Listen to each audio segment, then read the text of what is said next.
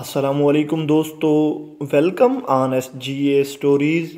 علماء لکھتے ہیں کہ ایک مرتبہ ابلیس کی ملاقات حضرت موسیٰ علیہ السلام سے ہوئی تو ابلیس کہنے لگا کہ اے موسیٰ، تو اللہ کا برگزیدہ بندہ ہے اور اس کا چنیدہ پیغمبر ہے، اور اللہ تعالیٰ تو اس سے ہم کلام بھی ہوتا ہے۔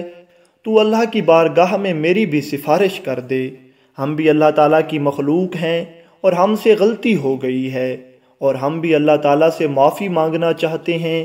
اگلی بار جب تو کوہ طور پہ جا کے اللہ سے کلام کرنا تو میرا پیغام دینا کہ ابلیس توبہ کرنا چاہتا ہے۔ حضرت موسیٰ علیہ السلام نے کہا ٹھیک ہے، میں اللہ تعالیٰ سے عرض کروں گا۔ جب حضرت موسیٰ علیہ السلام اللہ تعالیٰ سے ملاقات کے لیے گئے تو بتقاضۂ بشریت حضرت موسیٰ علیہ السلام ابلیس کا پیغام پہنچانا بھول گئے۔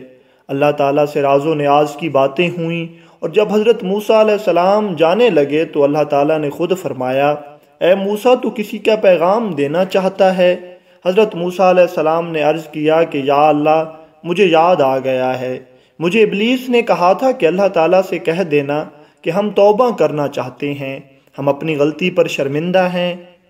اے اللہ، تو غفور الرحیم ہے، تو خطائیں معاف کرنے والا ہے، کیا تو ابلیس کی خطا معاف کر دے گا؟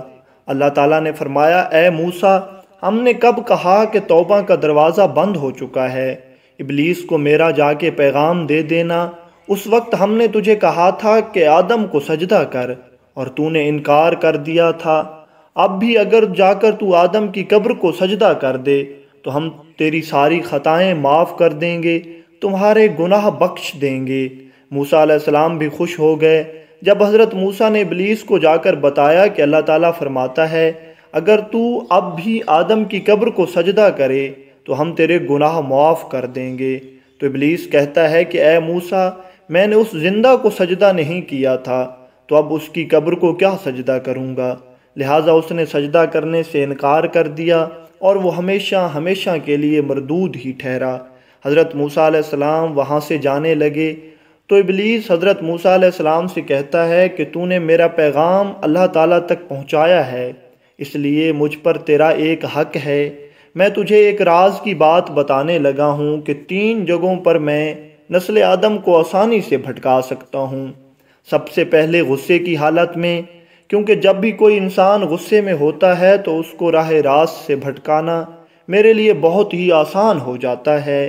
دوسرا، جب مجاہد جہاد کے لیے لڑ رہا ہوتا ہے تو میں اس وقت اسے ان کی بیوی بچوں کی یاد دلاتا ہوں اور انہیں جہاز سے واپس بلانے کے لیے ہر ممکن کوشش کرتا ہوں۔ تیسرا، جب کوئی لڑکا غیر محرم لڑکی کے ساتھ بیٹھتا ہے تو میں خود اس کے ساتھ ہوتا ہوں اور میں اسے بھٹکانے کی کوشش کرتا ہوں اور کامیاب